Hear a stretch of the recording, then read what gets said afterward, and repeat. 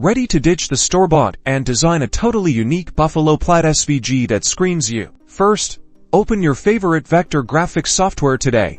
We're using software name, but the principles are the same across platforms. Create a new document. Next, grab the rectangle tool and draw a long rectangle. This will be the base of our plaid. Duplicate this rectangle. A quick copy and paste will do the trick. Now, carefully position the second rectangle right next to the first, ensuring there's absolutely no gap between them. These two rectangles will form the basis of one color in your plaid. Select both rectangles, right-click and group them. This will help us keep them together as we create more. Now, duplicate the grouped rectangles several times. Stack these duplicates on top of each other to create a stripe pattern. Ensure the edges align perfectly to keep the lines crisp. Select all of the stripes you just created, copy and paste the whole group, and then rotate the duplicated set by exactly 90 degrees. Carefully position this rotated set over your original vertical stripes, creating the classic Buffalo Plaid grid. Now comes the magic touch. We'll need to select some of the squares to turn black.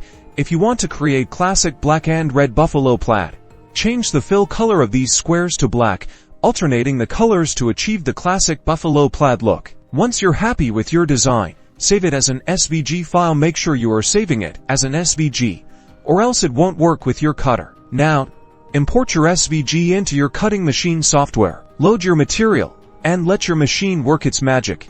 And there you have it, your very own custom Buffalo Plaid SVG, ready to add a touch of rustic charm to all your projects. Get creative, and show us what you make.